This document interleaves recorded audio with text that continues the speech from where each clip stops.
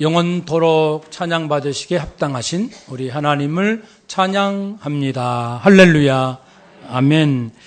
귀한 찬양 감사드립니다. 추석 명절 가장 많이 하는 인사가 잘 지내셨습니까? 잘 잡수셨습니까? 사실 음식은 여자분들이 주로 만드시기 때문에 고생이 많으셨으리라 생각합니다. 우리 남자분들은 주로 잡수셨고, 그래서 이 시간 특별히 감사의 마음을 서로에게 전합시다. 수고 많으셨습니다.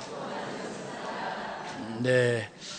이제 남자들은 이제 추석 끝났으니까 지금부터 여자분들에게 충성할 수 있기를 축복합니다. 아멘. 우리 지난 주일 은사에 대해서 말씀을 나눴습니다. 기억나시는지요? 은사. 은사는 능력이요, 재능이에요. 그래서 은사를 하나님께서 우리에게 주셨다. 그 말씀 나누기 직전에 무엇을 나눴냐면은 위기관리, 마치 지금 경주 지진처럼 더 심한 어떤 형태로든 환난과 재난이 왔을 때, 또는 공동체의 위기에 처했을 때 어떻게 할 것인가, 네 가지를 나눴죠. 먼저는 기도해야 합니다. 그럴수록 위에 계신 하나님께 마음을 두고 중심을 잡아야 됩니다. 그리고 두 번째는 공동체 서로 그럴수록 사랑해야 합니다. 어려울수록 사랑해야 서로의 마음을 지킬 수 있는 것이고, 세 번째는 그 어려움 당한 공동체의 가장 중요한 일, 놓쳐서는 안 되는 중요한 일에 협조합시다. 초대교회에서는 손님 대접하는 거예요. 그래서 쫓겨다니면서 박해당하면서 복음을 전하러 다니는 성도들, 오갈 데 없는 성도들 우리 집에 주무시게 하고 음식도 제공하고, 이게 굉장히 중요한 일이잖아요.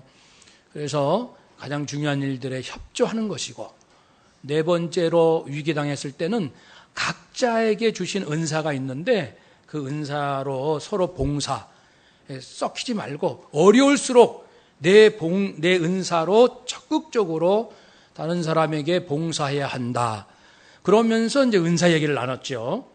그래서 은사는 하나님께서 거저 주신 선물이고, 은사 주신 목적은 내 믿음이 자라고, 공동체가 서로 그리스도의 영광을 드러내고 성령이 우리 안에 거하시는 증거가 드러난다. 은사는 어떻게 주시는가? 성령님께서 일방적으로 구하지도 않았는데 주실 때도 있고, 주변 사람이 가르쳐 주거나 주변 사람이 나를 위하여 기도해 주는 그 덕분에 내가 능력을 받기도 하고, 세 번째는 내가 직접 구하는 거예요. 능력을 주세요. 은사를 주세요. 재능을 주세요. 라고 구함으로써 얻을 수 있다고 했습니다. 우리가 받은 은사가 참 많습니다. 한 가지, 세 가지, 5가지, 10가지 그 이상, 약 25가지 그런 은사들이 있습니다. 은사를 내가 받았는데 어떻게 활용할 것인가, 어떻게 사용해야 이 빛이 날 것인가, 내 능력이 하나님의 뜻에 합당하게 제대로 쓰임 받을 것인가, 이런 생각을 하게 되죠. 오늘 말씀의 주제가 그겁니다. 어떻게 해야 되나? 나에게는 나름대로 은사와 재능이 많이 있는 것 같은데 어떻게 사용해야 될까?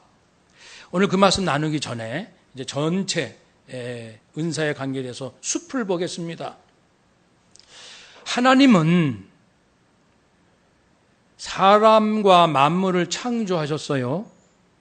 사람에게 만물을 관리하라고 부탁하셨습니다. 그런데 아담 이후 사람은 하나님께 대들고 불순종함으로써 관리를 소홀히 하게 됩니다. 관리는커녕 자기 인생조차 지키지 못하는 버림받은 존재가 되었습니다. 그래서 하나님께서는 이스라엘 백성을 통하여 율법을 주셨습니다. 하나님이 뭘 원하시는지, 너희들이 어떻게 살아야 아름다운 공동체가 되는 것인지 그 하나님에 대하여, 자신에 대하여, 사람에 대하여, 물질에 대하여 여러 가지 지혜를 주셨어요. 그것이 율법이에요. 그런데도 이스라엘 백성들은 율법에 번번이 불순종합니다. 그래서 하나님께서는 예수님을 보내주십니다. 예수님께서 드디어 오셔서 하늘의 능력은 무엇이며 그 능력을 어떤 마음 상태에서 그것을 사용해야 될지를 본을 보여주십니다. 그래서 예수님 안에는 예수 성품, 하나님의 성품이 있고 예수님 통해서 나오는 수많은 능력들이 있었죠.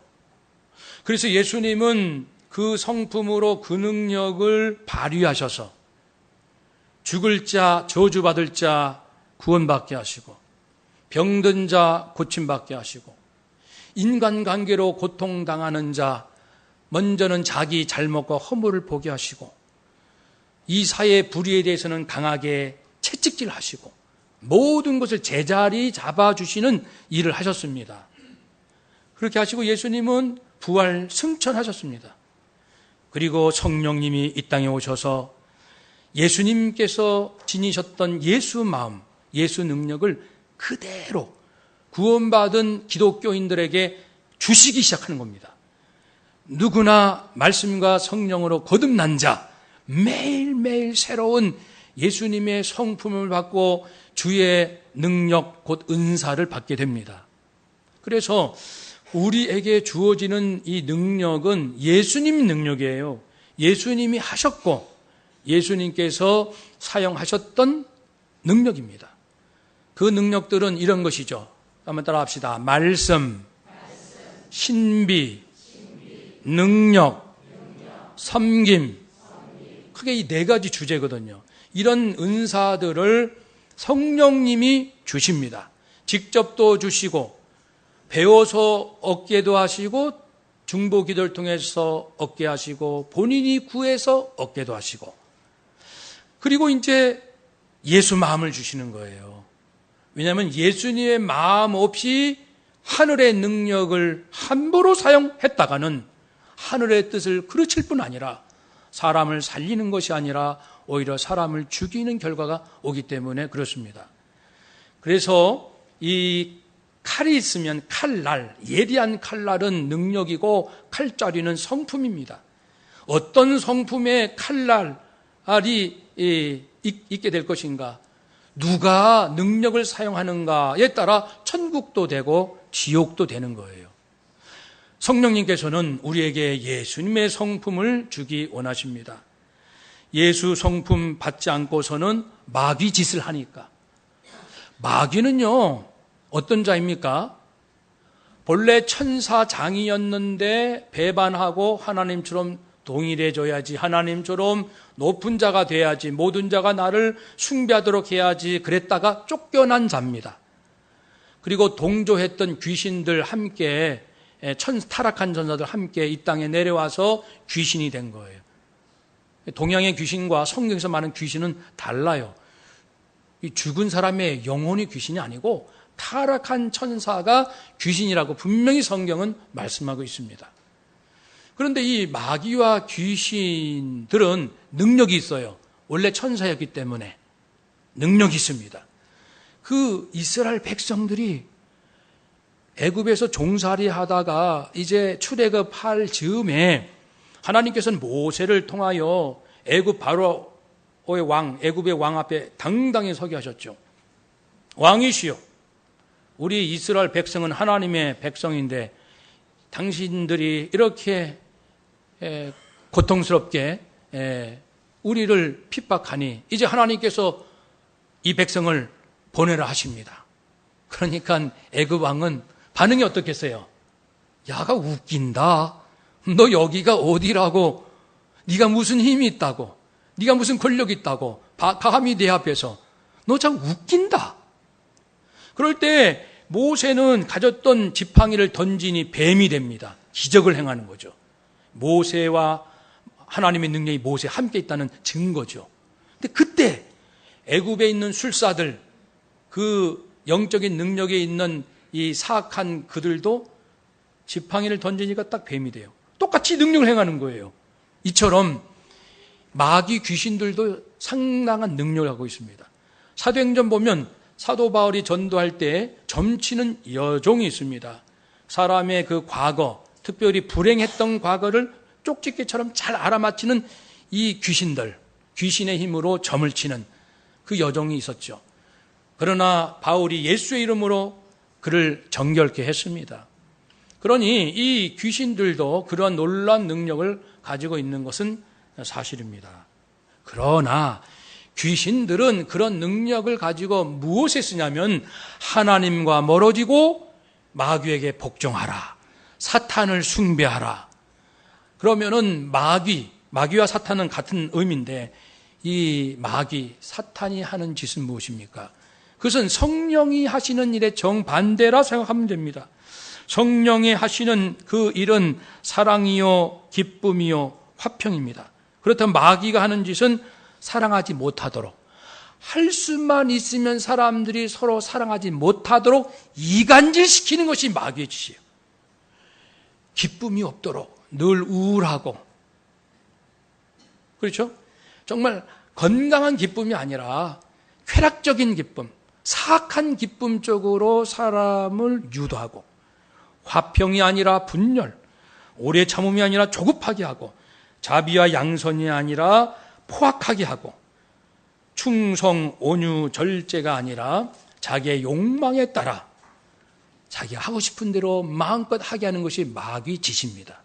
그러니 적당한 능력을 가지고 있는 마귀가 그런 의도를 가지고 사람을 불러서 능력을 적당히 주면서 뒤에서 그렇게 바람을 잡으니까 마귀에 사로잡힌 권능 능력자들은 이 세상을 살리는 것이 아니라 세상을 죽이는 거예요. 사람을 죽이고. 그래서 성령님께서는 기독교인들을 세우시는 거예요. 예수 핏값으로 거듭난 자, 예수님의 생명 받은 자, 예수님의 하나님의 진리를 배운 자, 이런 자가 말씀과 성령으로 무장해서 성령의 은사가 임하게 하고 성령의 성품, 예수님의 성품을 허락해 주십니다. 그래서 계속해서 사랑하고 싶은 마음, 그리고 하나님을 섬기는 것으로 기뻐하는 마음, 구원받은 것으로 기뻐하는 마음, 화평케 하고 화해시키는 마음, 죽어가는 인생을 살리고자 하는 그 거룩한 열정으로 막 불붙게 만드는 것이 성령님이십니다.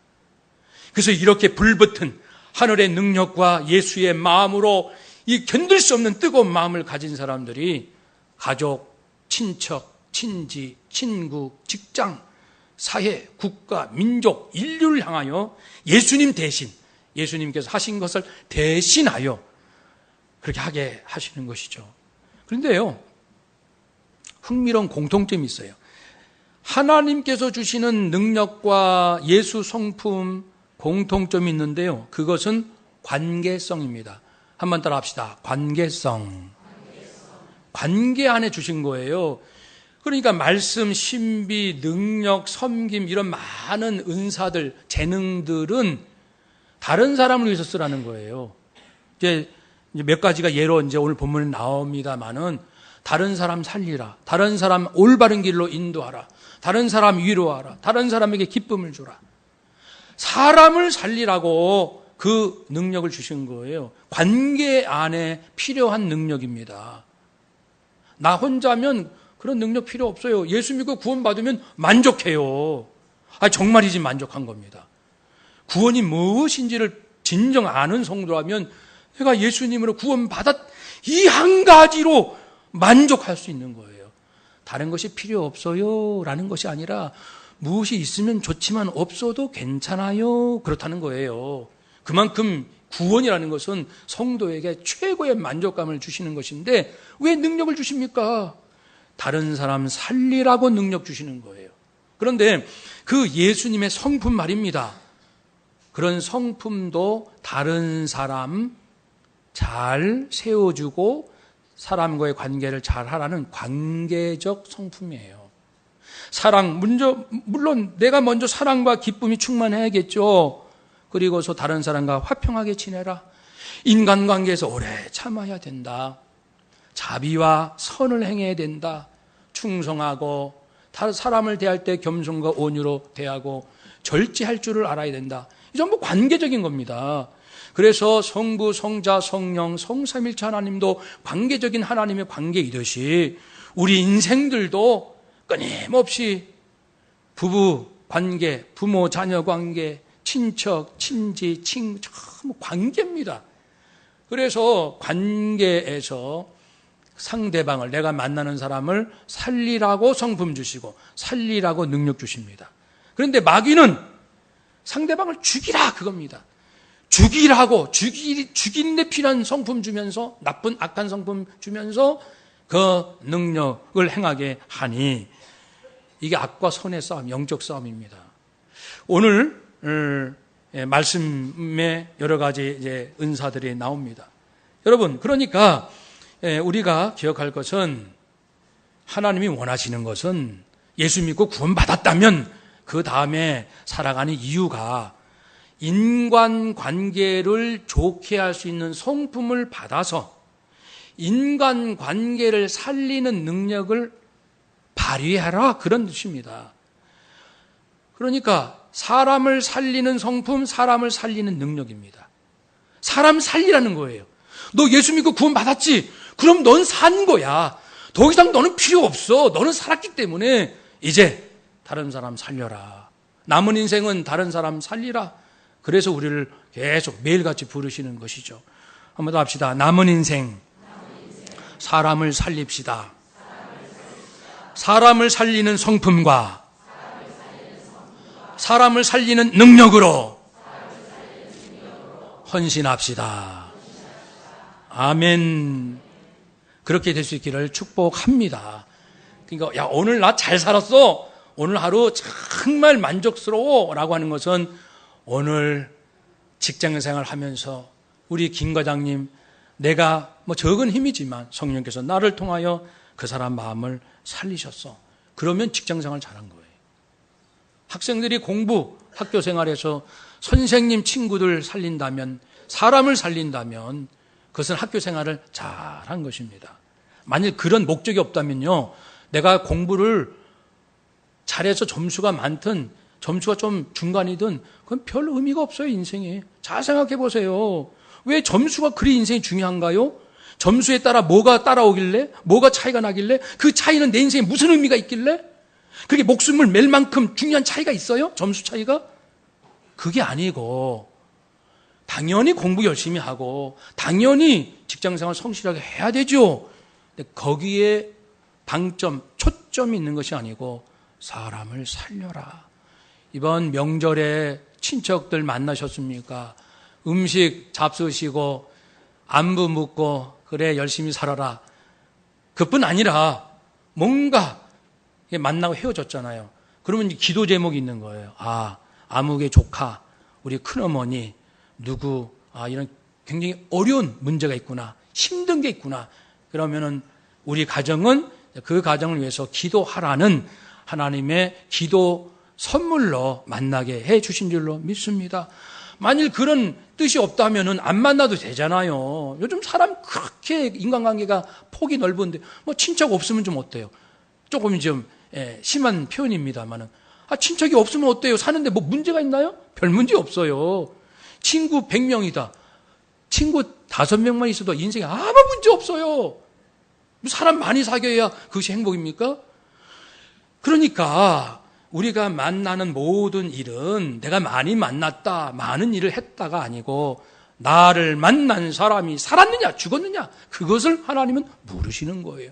너를 통해서 이번 친척들 모임을 통해서 명절을 통해서 이제 너는 어떤 기도를 할래? 그런 것입니다. 우리 어제도 중요한 전화를 받았어요. 우리 성도님은 아닙니다만은 20년 동안 마음이 폐인처럼 된 사람이 있어요. 그 사람을 알고 있는 분이 그 인생이 너무너무 안타깝고 절망스러워서 우리 아까 장로님 기도처럼 정말 고통당하는 사람이 많잖아요. 그래가지고 그분이 이제 저한테 기도 부탁을 했고 또 제가 다른 분들한테도 부탁하세요. 그래가지고 저는 오직 예수 피 예수 생명으로 집중적으로 기도하는 거죠. 간절히 기도하고. 그런데요, 20년 동안 폐인된 그 사람이 사람과 관계가 완전히 단절됐고요. 상처투성이고 모든 사람 불신하고 이런 거예요. 정상적인 사회생활을 못하는 사람이거든요. 근데 신기하게 얼마 전부터 사람과 대화하고 이제 웃기도 하고 기적이에요, 기적. 그걸 아는 그 지인은 목사님 이건 기적입니다. 기적이에요. 어떻게 이런 일이 일어났습니까? 그런데 어제 급한 전화가 온 것은 목사님 그런데 조금 좀 상태가 좀 이상합니다.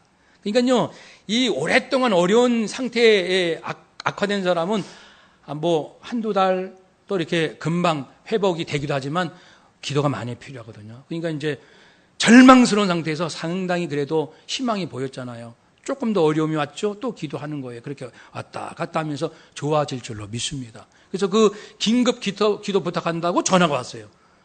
그런데 그 20년 동안 폐인된 인생, 주변 사람들도 다 버려버린 그 사람이지만 기독교인, 한 사람의 기독교인이 목사님 그 사람을 위해서 기도합시다. 그러니까 이제 살아나기 시작하잖아요. 그러면 하나님께서는 우리들을 보고 기뻐하시겠죠. 야, 너희들 때문에 한 사람 살아나고 있어. 사랑하는 여러분, 바로 이것입니다. 하나님께서 우리에게 능력 주시고 예수 성품 주시는 것은 지금 절망스러운 고통 가운데 있는 사람들이 얼마나 많은지 몰라요. 나만 잘 산다고 문제없다고 하지 마시고 자꾸만 찾아가고 기도하고 보이고 들리게 하옵소서. 그래서 제게 주신 능력을 통해서 그들을 살리게 하옵소서. 제게는 어떤 능력을 주시겠습니까? 우리 6절을 보겠습니다. 6절 함께 읽습니다. 우리에게 주신 은혜대로 받은 은사가 각각 다르니 혹 예언이면 믿음의 분수대로. 아멘. 하나님께서는 그 은혜대로, 은혜는 무조건적인 사랑을 은혜라고 합니다. 하나님께서 세상적인 것처럼 너 이러이러한 조건이 있어? 조건이 있으면 내가 능력 줄게가 아니고 예수 피로 구원받은 자는 누구든지 조건 없이 하나님께서 은혜대로 은사를 주시는데 각각 다르다. 어떤 사람은 예언의 은사를 받습니다. 구약에서 예언하면은 오실 메시아에 대한 예언이 되겠지만 예수님 오신 이후로는 이미 오신 메시아 예수 그리스도를 잘 알고 가르치고 해석할 수 있는 능력을 말합니다.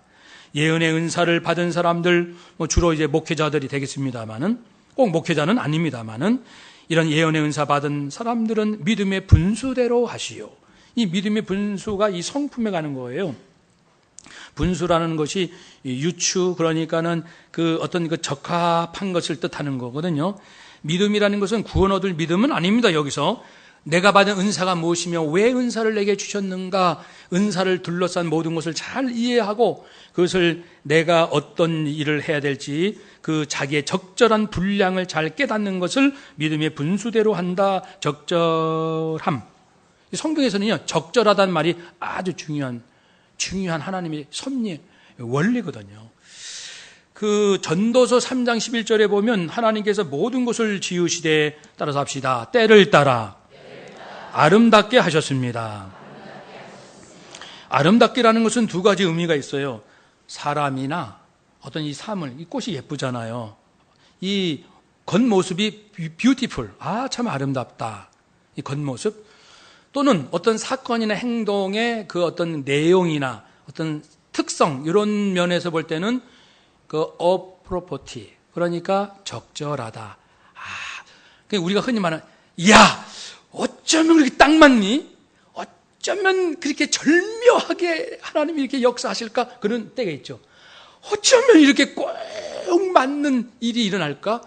그것이 바로 하나님은 모든 것을 지으시되 때를 따라 아름답게. 겉모습도 뷰티풀이지만 그 질적인 그 모양이 아주 적합하게. 그가 있어야 할 그 자리, 그 모습, 그 역할 아주 적절하게.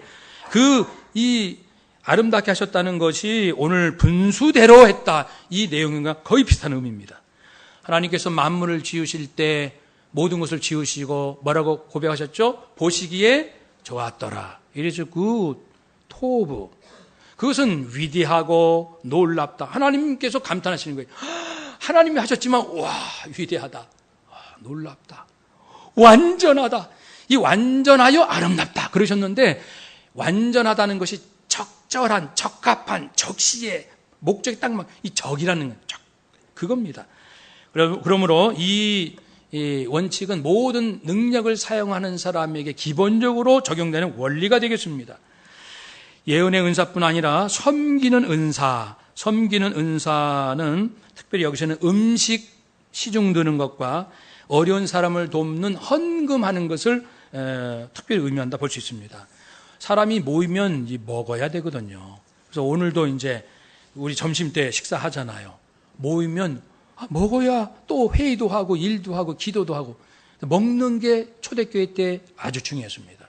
오늘날도 역시 중요하지만 그래서 음식 만드는 그 일이 섬기는 은사 중에도 아주 중요한 은사입니다. 그래서 점심 드실 때마다 주방에서 음식 하시는 분들 그 섬김의 은사거든요.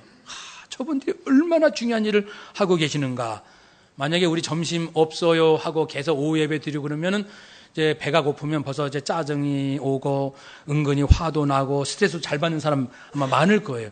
사람이요 하루 이틀 굶으면 어떻게 돼요? 3일 굶으면 먹어야 됩니다. 그래서 이 먹는 것이 그렇게 중요하고요. 섬김의 은사 하는 사람은 섬김의 일로 하라. 여기서 똑같은 말을 반복하잖아요. 가르치는 자는 가르치냐, 위로하는 자는 위로하느냐. 이것은 믿음의 분수대로 가장 그 은사에 필요한 적합한 그 성품으로 하라는 뜻이 되겠습니다. 그래서 섬기는 자는 충실하게 하시고 가르치는 자, 예언은 하나님 말씀, 예수님에 관한 말씀을 잘 이해하고 선포하는 것이라면 가르치는 은사는 그 선포된 말씀을 우리 실생활에 어떻게 하면 잘 적용할 수 있을까? 이것을 보다 연구해서 전달하는 은사, 가르치는 은사 받은 사람은 가르친 적절한 그 마음을 가지세요. 예를 들면 사사로이 풀지 말고 이단들은 결론을 딱 만들어 놓고 그 결론이 나오도록 성경을 해석하거든요. 전부 뜯어 맞추는 거예요. 그러니까 정말 황당하게 요한계시록에 있는 모든 그 신비, 비유, 상징을 어느 교주의 일생하고 전부 뜯어 맞춰가지고 봐라. 이것은 우리 뭐 교주라고 하게 교주의 뭐 28살 때 어느 지역에서 했던 사건이 요한계시록 몇 장 이런 식으로요. 너무너무 황당한 이것이 사사롭게 성경을 해석하는 거예요. 다윗 시대 또는 그 거짓말을 해서 했는데 그걸로 인해서 하나님의 백성을 보호한 적이 있는 사람이 있어요. 기생 라합이랄지. 그러면 이제 억지로 성경에 쓴 건 뭐냐면은 그거 봐라. 하나님의 그 정탐꾼을 보호하기 위해서 기생 라합이 거짓말을 해서 그 사람을 찾는 사람에게 아니에요. 그들은 벌써 떠났어요. 옥상에 숨겨놨는데 거짓말 했거든요. 그리고 살려줬어요. 그걸 가지고 어떤 사람이 봐라. 하나님은 하나님의 그 뜻을 하기 위해서는 거짓말을 해도 되는 거다. 이렇게 해석을 하는 것은 억지 해석이에요. 하나님은 거짓은 반드시 싫어하십니다. 거짓은 마귀가 하는 거예요. 그런 것을 하나님께서 그냥 내버려 뒀다고 해서 하나님이 거짓을 허용하는 게 아니거든요. 그러니까 한두 건의 성경에 있는 그 사건을 이제 확대해서 거짓말은 해도 된다. 이렇게 말하는 이단들이 지금도 있습니다.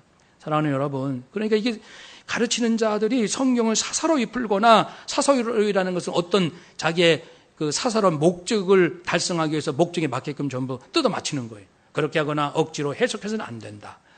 위로하는 자, 어려운 가운데 있는 하나님 말씀대로 살다가 힘들고 지치고 낙심된 사람들, 한마디로 비판, 판단, 정죄하지 말고 그 사람이 어떻게 그런 실수를 했을까?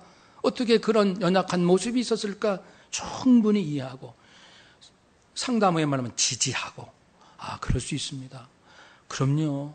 위로한 다음에 직면 그 잘못한 부분을 이제 그걸 깨닫도록 피하는 게 아니라 직면 컨프런테이션 하도록 서포트하고 컨프런테이션 하도록 그러니까 위로한 다음에 잘못을 정확하게 직시하도록 그래서 위로하고 권면한다 해서 권위의 위로라고 개정판에는 이제 번역이 됐었거든요. 근데 지금 개정판에서 그냥 위로만 했습니다만은 원래는 두 가지 의미가 있는 거예요. 특별히 이걸 잘하는 분이 있어요. 상담을 잘하는 분. 그런 분들은 위로하는 일로 하십시오. 이것은 잘 지혜롭게 상대방의 심정을 살피고 상황을 파악하고 그리고 그를 섬길 수 있는, 세울 수 있는 그런 책임감으로 하라. 구제하는 일, 특별히 경제적으로 어려운 사람을 돕는 일은 성실함으로 하시오. 순수한 마음, 관대한 마음으로 하시오. 성실하라는 건 두 가지 뜻입니다. 한번 따라 합시다. 순수한 마음, 관대한 마음. 어려운 사람을 도울 때는 순수한 동기로. 내가 이렇게 도와줬으니까 저 사람은 내 편이야. 내가 저 사람 도와줬으니까 저 사람은 내 사람이 됐어. 이런 불순한 동기로 이게 구제 어려움을 도와주려는 사람이 있을 수 있잖아요. 사람들 자꾸 자기 사람으로 만들려고 하니까. No! 이거는 하늘의 은사가 아닙니다. 마귀가 하는 짓이에요. 아니, 그 사람이 내가 도와줬는데 그 사람이 내 편 안 들어주면 어떻게 하겠어요? 우리 노예 선거하다 보면은, 예를 들면은 이제 뭐 노예 임원 중에 부서기를 선출한다 할 때 목사님들 후보가 2명 나왔어요. 2명 다 저하고 친해요. 그럼 저는 어떻게 해야 되겠어요? 나한테 선물을 더 많이 준 사람, 밥을 좀 사준 사람, 그 사람 찍어요? 이거는 마귀의 짓이에요. 어떻게 해야 됩니까? 기도해야죠. 하나님, 김 목사님도 훌륭하시고 박 목사님도 훌륭합니다. 다 임원을 하겠다 합니다. 주여, 제 마음에 감동을 주시고 노예를 위하여 이번 회기에 어떤 분이 돼야 할지 주님 지혜를 주세요. 제가 그렇게 해서 그 2번 투표를 했어요. 2번. 근데 제가 A, B가 있으면은 예를 들어 AA를 투표했고 BB는 안 찍었어요. 근데 인간적으로 보면은 BB가 AA보다 더 친해요. 저보다. 저하고. 더 친해, 인간적으로는. 더 많이 만났고 더 친분이 있는 관계인데 저는 미안하지만 AA를 찍었어요. 여러분, 우리가 뭐 평소에 친하다 이런 것으로 언제나 내 편 되어줘 그런 사사로운 마음으로 사람을 도와주려고 한다는 것, 그것은 하늘나라에서는 합당치 않습니다. 언제나 순수한 마음으로 하셔야 됩니다. 도움을 주는 것도 받는 것도. 다스리는 자는 이제 리더십, 어떤 목표를 향하여 공동체가 한 마음으로 가게 하고 낙심된 자 격려하고 다시 일으켜 세워주고, 그런 자는 부지런함으로 하시오. 열정을 가지고 세월을 아끼며 충성하십시오. 긍휼을 베푸는 자, 구제는 특별히 물질에 어려움 있는 자고, 긍휼의 대상은 병들거나 환난, 나이 들고 무력하고 여러 아주 포괄적으로 어려움 당한 사람들을 긍휼히 여기는 자. 이 은사가 있는 사람은요, 내가 맛있는 거 먹고 나 못 견딥니다. 우리 구역의 김 지사님 한 끼 잡수시는 것도 힘들어하세요. 근데 목이 안 넘어갑니다. 그분 눈에 밟혀서. 그러면 조금이라도 그분 갖다 드려야 직성이 풀리지. 이런 분들이 긍휼의 은사를 받은 분들인데, 그런 분들은 즐거움으로 하시오. 즐거움으로 하시오. 즐거움으로 하시오. 그래서 어제 TV에서도 한 분이 소개됐는데, 남편이 40살에 아내가 교통사고 나서 하반신 마비돼서 누워있는 거예요. 남편 나이 40, 지금 77세, 37년 동안 대소변 받아내면서 아내 전부 이렇게 수건으로 얼굴 닦아주고 마사지 해주고 37년 동안. 그러니까 이제 그 아내가 죽기 전 6개월 전에 한번 촬영했는데 다시 이제 그 이후 별세한 이후 또 프로그램이 나왔더라고요. 무슨 힘들지 않습니까? 때로는 힘들 때도 있지만 힘들다 표정하면 아내가 또 미안할까 봐 표현은 못해요. 그렇지만은 기쁜 마음으로 할 때가 훨씬 더 많습니다. 근데 두 분이 얼마나 사랑하는지요. 아내가 누워서 전부 음식은 무슨 찌개, 국은 뭘 얼마 넣고 소금, 고춧가루 뭐 말로 다 해요. 그러면 남편은 계속 따라서 하면 돼요. 37년 동안 누워있는 아내의 대소변을 받아내고, 물론 힘들 때가 있지만은 큰 맥에서 보면은 감사와 기쁨으로 아내를 사랑한 그 부부. 이것이 바로 긍휼을 베푸는 자는 즐거움을 하라라는 말씀이죠. 말씀의 결론은요, 지금 이 세상에 또는 우리 성도들 안에 사실 능력은 많습니다. 얼마나 한 사람 한 사람의 능력이 많은지요. 문제는 예수님의 성품, 이 성품을 잘 받으셔서 내 능력 사서로이 쓰지 마시고 이것으로 사람들, 낙심하고 죽어가고 절망스러운 사람들에서 부지런히 능력을 사용하십시오. 그러면 하나님께서 더 큰 영광 받으시고, 나도 모르는 사이에 내가 영광 받고, 내가 잘 되고, 자녀 자손이 잘 되고, 교회가 잘 되고, 기독교인들이 잘 되고, 그래서 많은 사람이 예수를 믿고, 그것이 하나님의 나라인 줄로 믿습니다. 그렇게 살아가시는 저와 여러분 되시기를 주의 이름으로 축복합니다. 아멘. 기도하겠습니다.